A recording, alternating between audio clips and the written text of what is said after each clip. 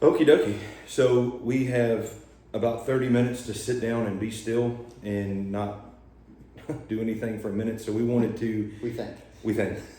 we wanted to do a quick video and just catch everybody up on, there's been a multitude of events going on and things to come. And this will likely be something we do moving forward just to catch the community up, catch ourselves up, to be honest with you, and just kind of recap the week and kind of put it on video so we can keep track of everything that we've been able to be a part of. There's been,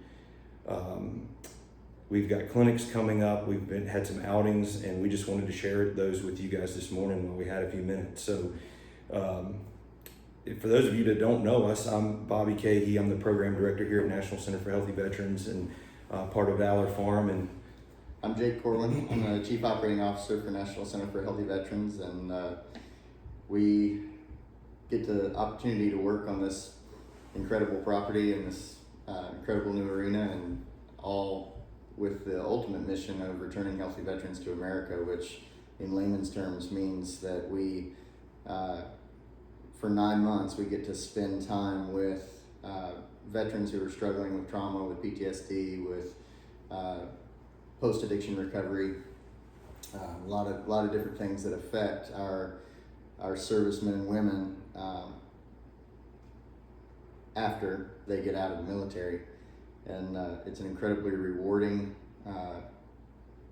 profession, career, job, ministry, but it's also it's very challenging, and it's very, very busy, and that's kind of what we wanted to sit down. We've been literally just 9-0 pedal to the floor for a couple of weeks now, and it's really not slacking up very much, but we wanted to take a minute to just kind of recap a few of the things that have happened in the last few weeks, and just take some time to think about those, dwell on them, share them with you guys, and just praise God for what he's doing in this place and in our lives and in this community. so we're sitting in the green room of the Spirit of Virginia Arena. Above us is where we film the podcast, and we have the audio visual kind of area that will eventually control all the arena that's behind this camera. And you'll hear background noise in the video. I'm sure we've got crews actually putting in the gates currently for the stairs, and I took a picture of those this morning and put it on my Facebook, so if you want to see that, to block off the stairs. So we're realizing really quickly that this building, the Spirit of Virginia Arena on Valor Farms, is almost taking on a life of itself, which we expected to do, which opens up a lot of really cool opportunities for the Valor Farm and National Center for Healthy Veterans. And we're going to talk about a few of those things. So first on my mind, we'll go backwards and move forwards. Jake, tell us about the Lusitana deal. Lusitana is a type of horse that we've been integrating into our program. Tell us about, in a nutshell, that experience that we had the other week. Yeah, it was really kind of interesting because before the arena was finished and as soon as the arena was operational, I've had multiple calls every week, texts, people wanting to know, are you open for events? Are you willing to host this? Or would you be willing to host that? And for most of those, the answer is yes. Most of them are horse related, and that's really what we designed this space to be, is a place where the community can come and be a part of what we're doing and help us be sustainable in our business model. And then for our patriots and our staff and our volunteers to have the opportunity to be exposed to a lot of different facets of the horse world. For us, our background is very much Western ranch, rope horse type stuff, cutting horses, but we've had the opportunity to get involved with the Lusitano horses, which are a Portuguese breed, similar to the Andalusians from Spain. They were bred for ranch work and bullfighting. They're a light saddle horse typically, and the way the Lusitano Association, as far as registry, is set up, is much more stringent than your quarter horse registry that we're familiar with, where with quarter horses, you send in your sire's papers, your dam's papers, and a DNA sample to prove parentage, and that means if all that works out and checks, then you have a registered quarter horse. Well, with the Lusitanos, they're a little bit more particular about preserving very specific characteristics and quality points for their breed. So they have a whole checklist of inspection points, and in order to register a Lusitano as a breeding animal, you actually have to fly a judge over from Portugal. Which happened. Which happened. And then that judge will inspect your horses in a process called a revision and score them. As I understand it, it's a 0 to 100 scale, and if I understood how it went correctly, it's 50 and up is a pass, and 50 and below is a fail, which means if you fail, your horse can't be registered as a breeding horse. There's a few nuances in there that I won't go into here, but the point of all this is we have a friend and a client who has been a Lusitano breeder for 20, 30 years now. Yeah, and she's a wonderful lady, Lucinda Johnson. Thanks for all your support, your friendship, your help, and your knowledge that you share with us. So we were able to inspect 3 mares, 2 of Lucinda's and 1 that belongs to me, and they all passed. So they're all officially approved breeding mares in the Lusitano registry. But it was a really educational experience just to see that different part of the horse world from a different part of the world in general, from the globe, a global standpoint. And from that, it spurred a whole lot of conversation between us and some of the other people that were involved with that about working equitation shows. Lusitanos are big in the working equitation world, which is a sort of we'll call it an international ranch trail course. It's more dressage rooted, but it's essentially the same obstacle courses and type of competition as you'd see in what we're used to calling a ranch trail course. So it looks like we're going to be moving towards doing some working equitation shows, which I'm excited about, getting involved with that. Maybe getting involved with some Lusitano breeding. There's been some talk about that. We'd be excited about that too. I really have been very impressed with those horses. I've ridden several of them for Lucinda, had some at my house. We've halter broke some of her foals. They're extremely intelligent horses. They don't have the phenotypical conformation that I look for in a quarter horse that I'm very fond of, but they are extremely intelligent and athletic. So they think different. I mean, you can honestly, or at least hers, you can tell they think a little differently, even with my limited experience with them. And maybe it's the breed, maybe it's her genetics, but they definitely think. I think it's the breed as a whole. They're much more. I don't even know how to describe it. Maybe they're more. They've got to have a reason. They're kind of like mules. They ask why a lot more, and they ask what's next a lot more. So yeah, it was a really cool. I didn't get to see a lot of it. I was doing something else, but we had to kind of, as official. It was very official. Probably one of the first official things we've done in the barn. It was the first official. Yeah, we shut doors and we kind of put signs out on the doors like this. We need, there's a test going on.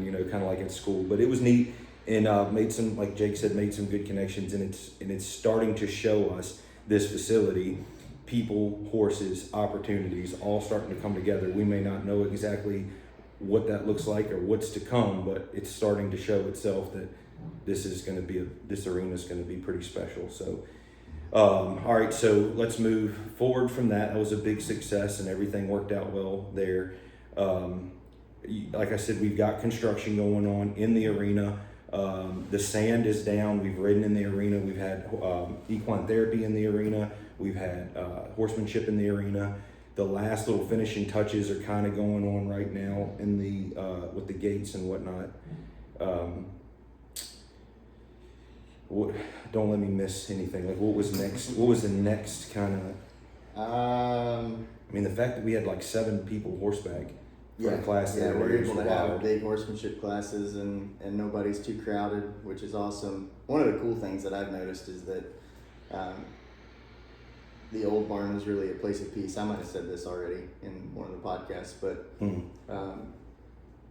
people throughout the day would come and just sit in the old arena, the old barn, and just find some peace and find a moment of stillness and kind of converse with whoever was riding, whoever was working, and there's usually always some sort of activity going on in here, and that's kind of become the thing with this one too. It's continued on from the old arena to this one, of that environment of peace and that environment of camaraderie is still there. As far as events in the arena, Yeah, let's talk about that next, since we're on the arena. What's coming up in a couple weeks? Yeah, so coming up in a couple weeks, we've got the Dalton Darnell 310 Ranch Life Ranch Roping Clinic. That's on October 24th and 25th. That looks like it's going to be a big deal. There's a bunch of folks signed up for that. We do have a few spots still open if anybody's trying to jump in. How do they find that? They can just contact me, or they can go to through my Facebook. They can they can email me at jacobcorwin@healthyveterans.org, or they can go to the 310 website for information on that. So I want to take a second. So it's easy for us to skip through it because we know what to expect and all that. But if you don't know and you are getting ready to be a part of it, and are you thinking about signing up, this is a deal where it's set up for if you have never picked up a rope in your life, or if you're all the way to as handy as you want to be and you catch anything you want, there's something in this clinic for every single person. It's my understanding that he's going to be bringing ropes with him to sell as well, merchandise.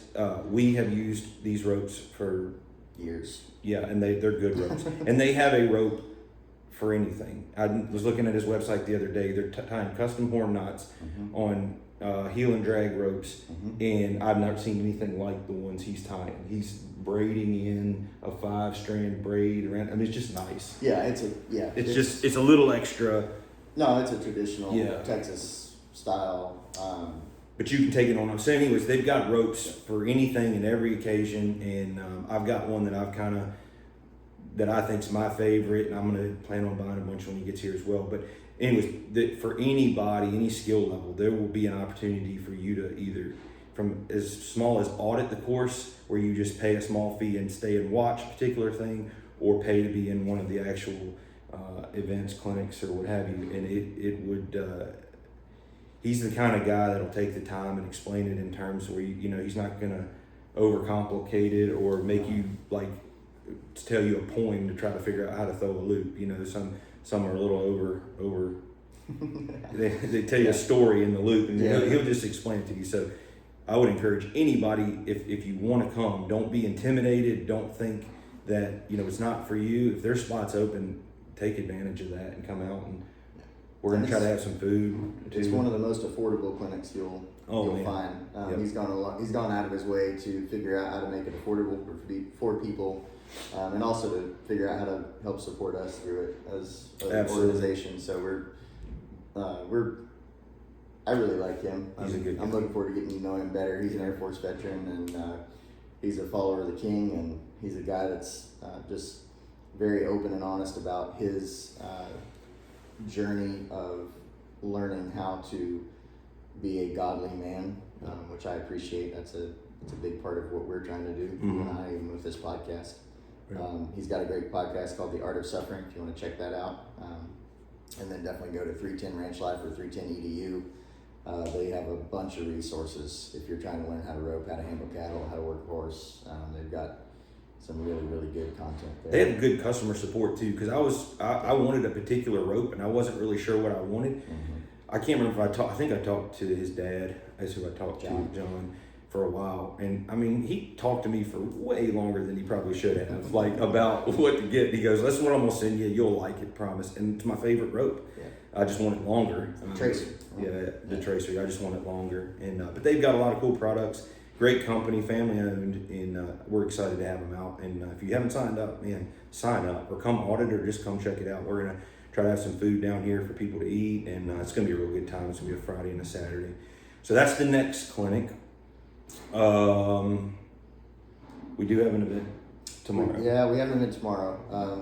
This touches on sort of what's been going on outside of the arena too. About 2 weeks ago today, actually.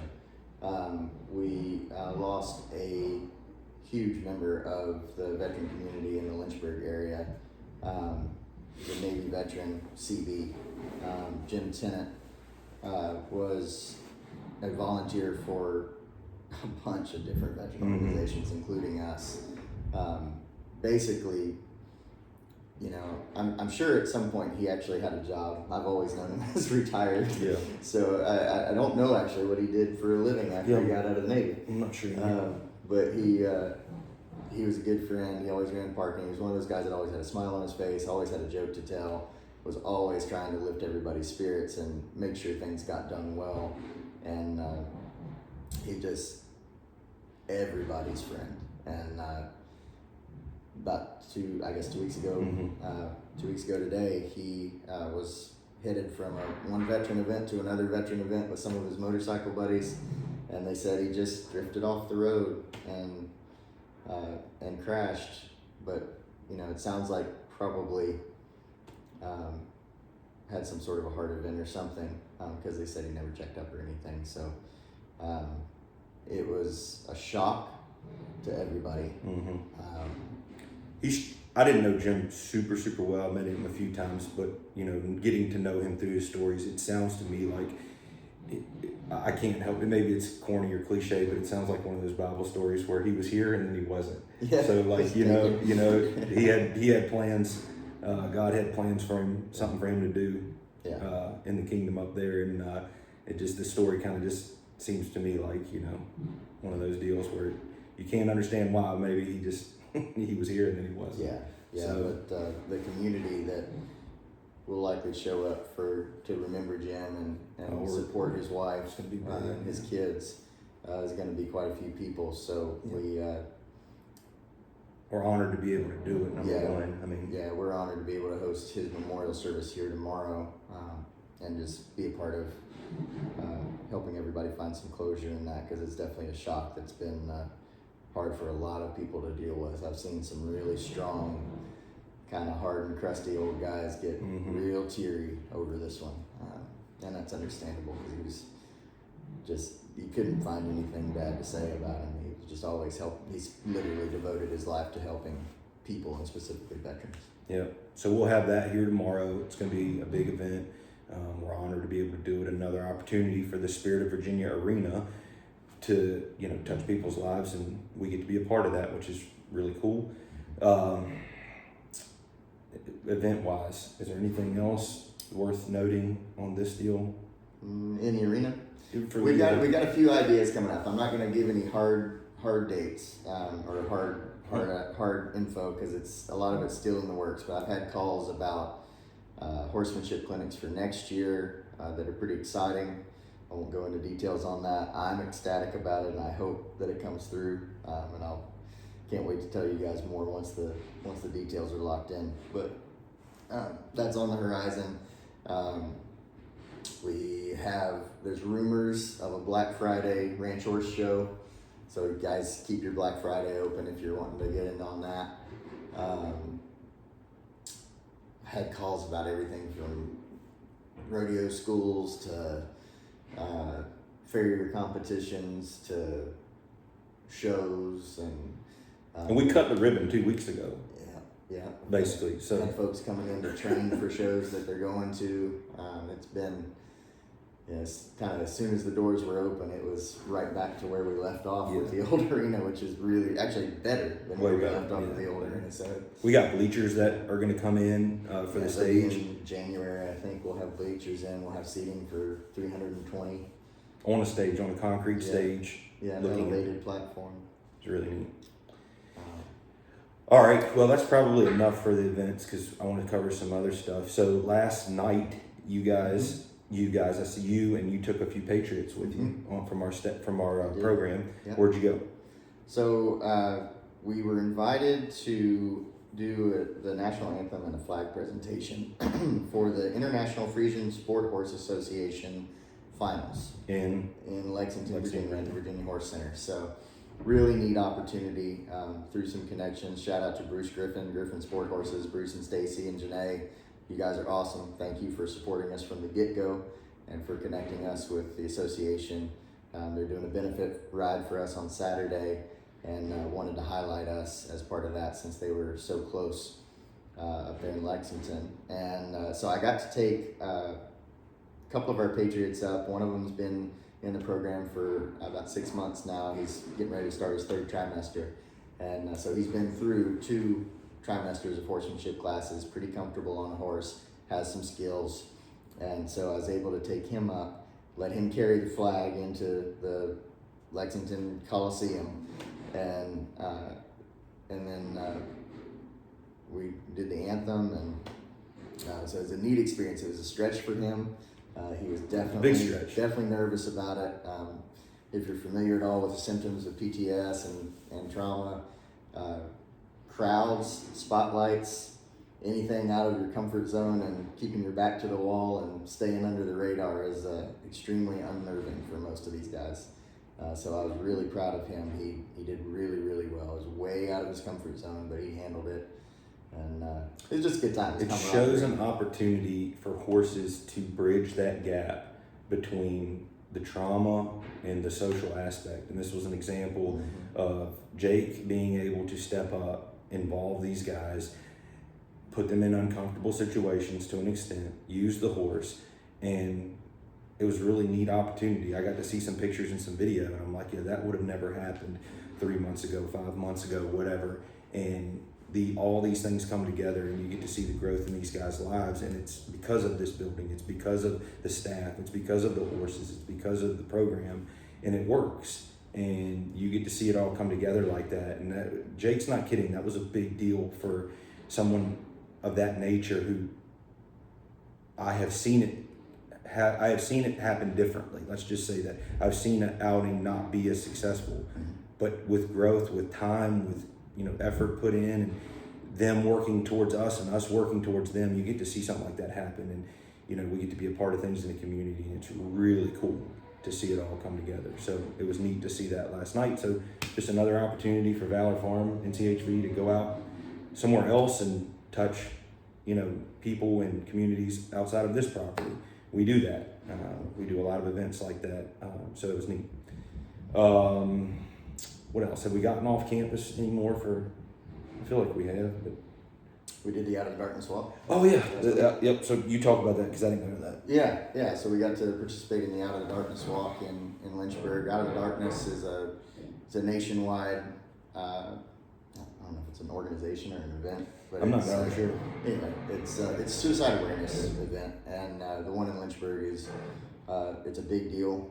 There's a lot of counseling services and organizations like us, organizations that support veterans, that support mental health, just trying to address and raise awareness and open the conversation about the suicide epidemic in America. So we try to support that every year, and it's a cool deal. It's just a little 2-mile walk through the park, and chance for folks to raise money if that's what they're trying to do, or just to support the community.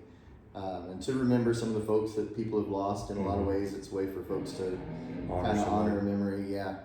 And tell them what we took.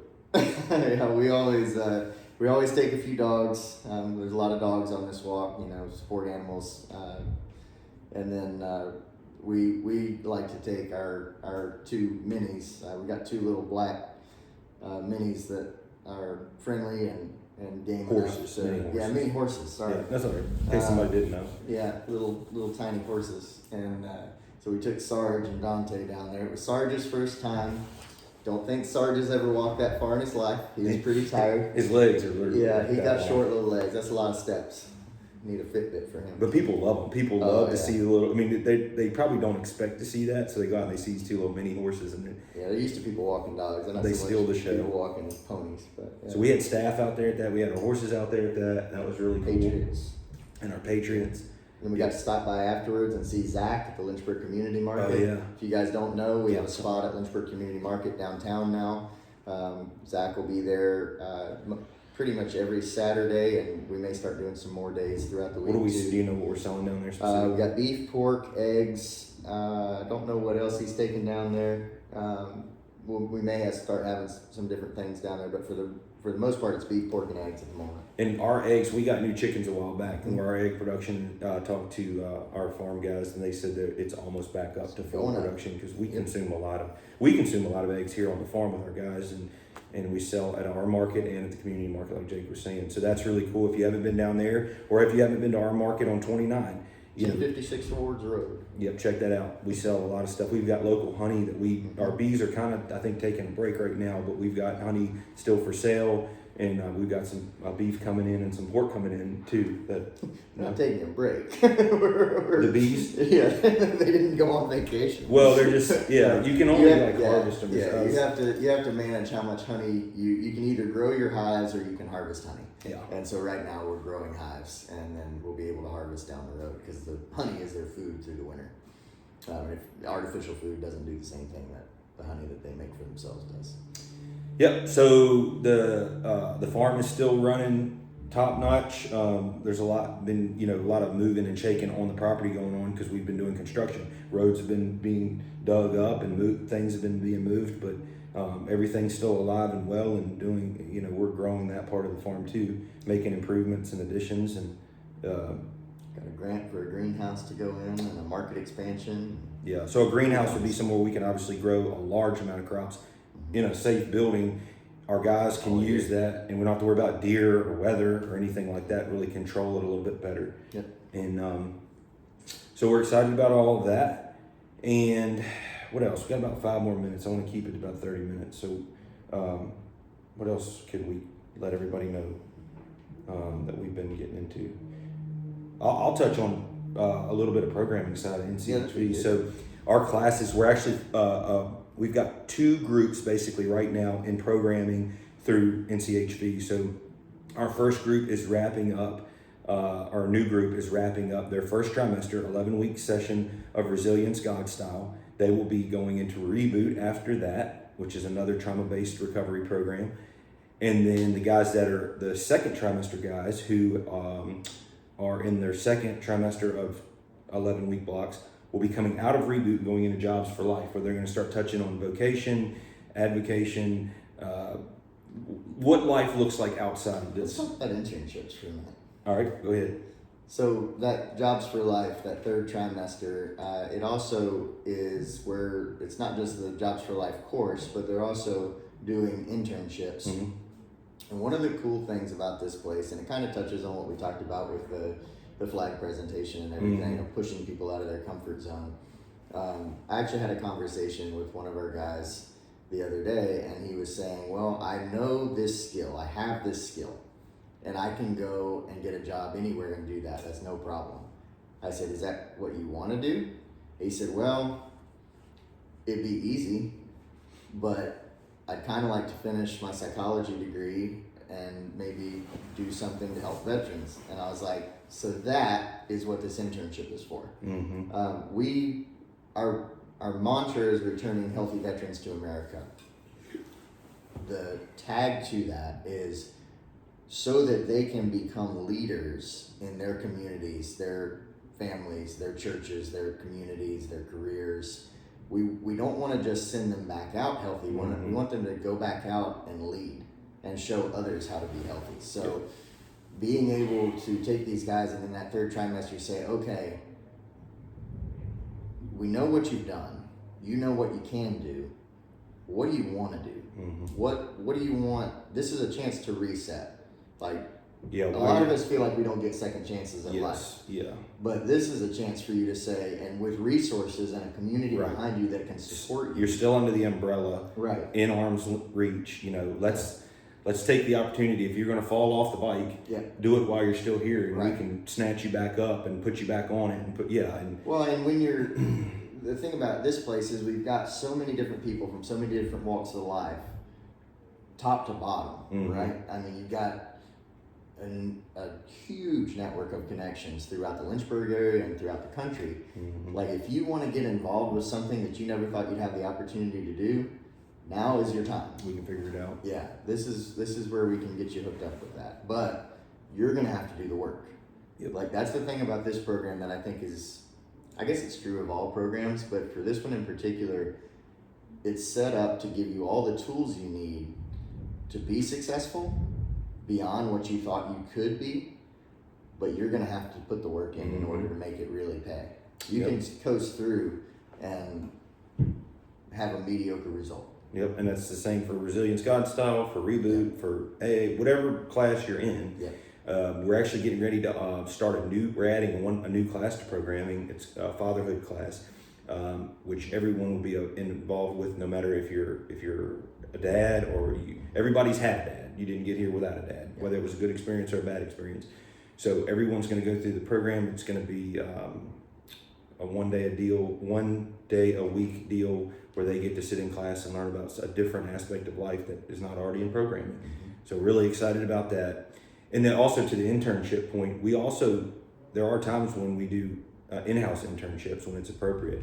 So there may be opportunities for these guys. We've got a Patriot that's graduated and still kind of with us, who's working out in the community, just got his driver's license, commuting back and forth. We got to walk through the process with that. So just these little steps to get back into the groove, back into what we would consider, most of us would just consider normal. It's not normal for a lot of these guys. So helping them understand these steps at whatever point in their life they are. And now, now we got a driver's license. Now we're going to get a car. Now we're going to be driving, going back and forth to work. That's the thing that a lot of people don't understand about PTS and trauma. Like we've had a whole bunch of new guys come in, getting ready to start a new cohort in November. And when we get new guys in, it's always a reminder, especially to people that are new to the program. It's old hat for those of us who have seen a lot of cohorts move through this. But if you get guys that come in here and they've been homeless for a long period of time, I talked about it the other day. After a certain point of homelessness, of trauma, of just being in survival mode, everything but basic survival instincts, those lights just turn off. Right? Those switches in your brain, you shut them off because your body's just focused on how do I get through, get the next meal, get to the next day. Well, when they get here, they're still in that mode. So things like hygiene, sleep, cleanliness, nutrition, all of those things. Schedule, communication. Speaking. It's true. All of those things are switches that we have to help them turn back on. And that's really the first probably 30 days of this program are just, okay, what switches are off? What do we need to help them turn back on? Okay, all the lights are on now. Let's get into... A really neat model that we've developed, we've kind of talked this out before, is, we've approached different situations and like sometimes we feel like we run into a wall or get frustrated or whatever, but I love this concept we came up with of we're on a road together as a staff in the Patriot, and there's ditches on either side of the road, and we're going to love these guys all the way to the end of the road, to their success. And we're going to put boundaries, ditches on either side. These are non-negotiables, and these are things that we've got to put boundaries on for successful life and program and whatever. So we're going to love you down the road all the way, because a lot of these guys never had love. They've never had that relationship before. They've never had someone actually feel like they care about them, and that's what we're here to do. We care, and they're going to realize that at some point. But we'll set these boundaries up, and we're going to just get them to that point. And everybody's so different. You got a 20-year-old guy, a some-year-old guy. You got a 67-year-old guy. And that there's differences that come with that just for the age. And then of course their stories are all different. So programming is up and is running, and we're adding to it, and we've got new guys coming in currently that'll be starting in November. We've got 2 groups of cohorts that are moving up to the next phase.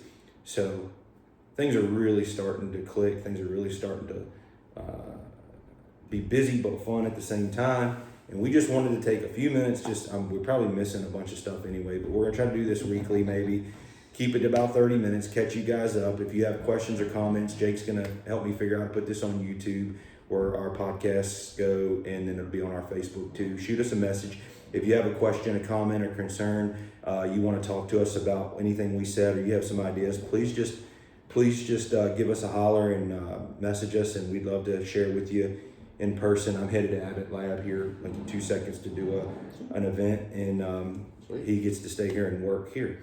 So we love you guys. We appreciate all your support. Don't forget our brick campaign, our banner campaign, our stall campaign, all the things we're doing to raise money for this barn coming up, and our events and whatnot. Be a part of it. We want you to be a part of it. Come see us, come visit us, support us, and stay tuned for all the upcoming events that we've got going on. And we'll see you on the next Tall in the Saddle podcast when we get to film that with our next guest, which is hopefully next Friday. But we'll try to keep you up to date with these little videos, and until we see you next time, take care. Adios. See ya.